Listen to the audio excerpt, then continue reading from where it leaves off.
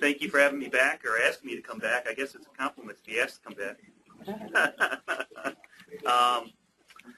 As Matt said, a lot of people don't know, including the TD Ameritrade people who have an office in Birmingham, didn't know that Thinkorswim had an office in Birmingham too.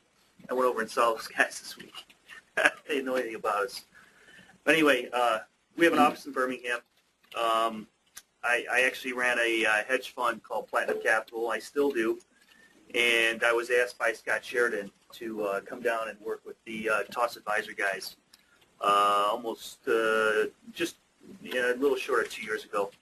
And I've done that, and I still run my fund, and I've taken on some clients. There's a few of you in here that I work with. Other than that, we're having a decent year. I sold my oil too early. Not happy about that. Yeah. When Matt asked me to come back today, I was thinking about the stuff that you guys might want to cover today, and I can remember when I was first starting out how I would have liked to have had a seasoned trader to sit and ask questions to and get honest answers, because a lot of stuff that I see out there, a lot of this educational stuff, I believe is a lot of dishonesty. And take it for what it's worth. I'm not going to name any names but I've seen a lot of dishonesty in it. And so whatever you guys want to cover today, it's wide open. I don't have any canned presentation. I don't have any speeches. Whatever you guys want to cover, whatever you want to get into, it's your meeting. I do have a hard stop because my daughter has a soccer game today, so I will be leaving here right on time. And that's it. Yes, ma'am. Where I'm coming from is I'm a rank beginner, and I too feel that there's a lot of dishonesty and hype in this whole field. There is. Of investment, period. There really is. Trading. So I'm wondering, rather than criticize, I probably shouldn't waste my time on a lot of this stuff, but where would you say, for someone at my level, maybe medium level, maybe advanced level, what would be a good resource for someone, at least at the beginning of their lives, for myself, but then maybe there's others at medium and well, I would say the very first thing, if you go to talk to anybody about investing with them, make them show you their portfolio and their account. And and for a couple of things, I will not put a dollar of anyone else's money in any instrument unless my own money's in it. Now, did you guys just hear what I just said?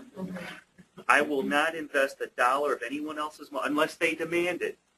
I will not initiate a new trade into something new unless I'm willing to put my own money in it. That's interesting, Rob. I mean, it actually goes, and I don't mean this negatively, it actually goes against all this stuff of, or let's say the usual perception of, well, you got a position and therefore you're kind of pump and dump kind of thing. But and I'm not saying that that's what you're doing.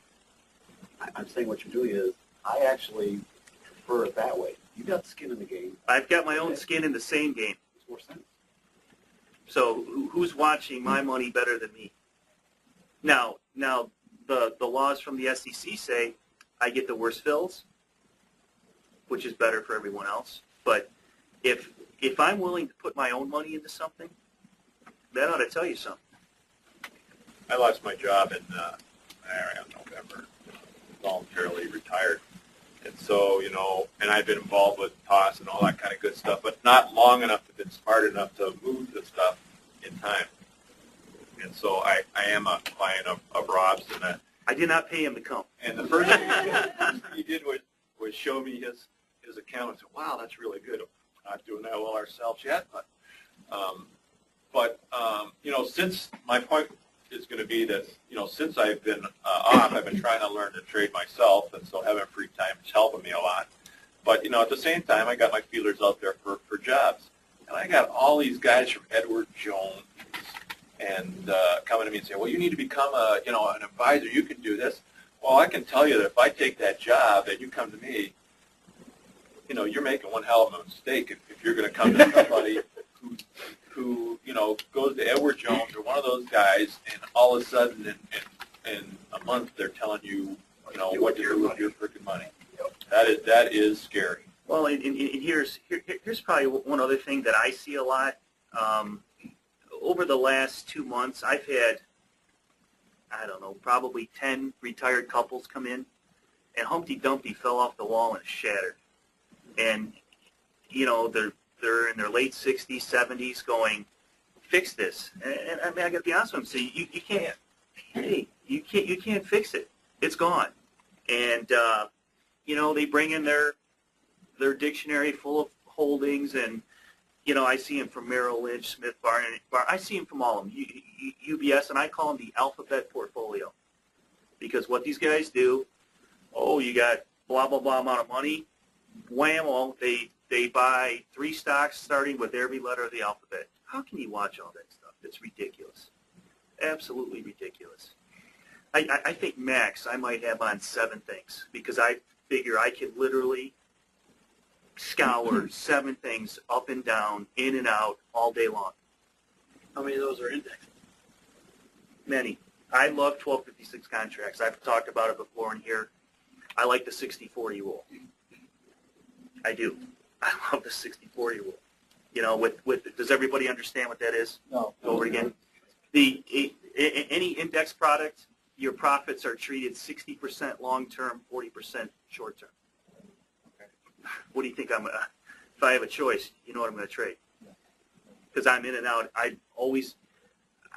I never go out past the front running month. And that's what most professionals do. It's the most amount of beta decay. So I'm always in the front month. Really? So, okay. Absolutely. And if some educational thing's telling you to go longer, they're idiots. Without mentioning any of them, that's not how most people trade. Sorry to tell you that. I was trying to learn futures, and I was looking for hundreds of instructors, and I couldn't find anyone who used Thinkorswim as a platform, and I didn't want to use Thinkorswim. And the main inconvenience was that most of the they adjust in tick.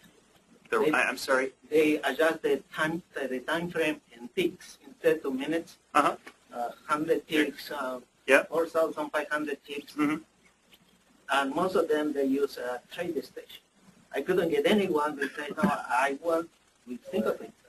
Go to trade station because you are not going to be able to manage that. So what is the thing? Because I called Thinkorswim and said, could you tell me who's teaching future there? Because, I mean, it's nice there, but they never return my phone call. I mean, nobody knows that. Well, that doesn't sound like Thinkorswim to me, but well, first of all, there's all kinds of tick charts in Thinkorswim. I know a lot of people who trade futures in Thinkorswim. Yeah, but they are not manageable. Most of the time, They're what? They work with the relation 1 to 3 or 1 to 5. So you are looking at 5-minute chart. They compare the 5-minute chart on the 15-minute chart. No, you can use tick charts in Thinkorswim. Yeah, but all the ticks in Thinkorswim are fixed. You Right. cannot change in your type value. in Right. your own value. Okay, right. And the maximum that they go is 3,200, Okay. and most are in the 405, Uh-huh. 4,500. Yep. Most of them. Mhm. And the maximum that and tick goes is 3,000, Right. Personally, I use the 233, the 512, and the 5-minute. That's personally what I use, and I trade futures all day long. Which set? 233, 512, and a 5-minute chart.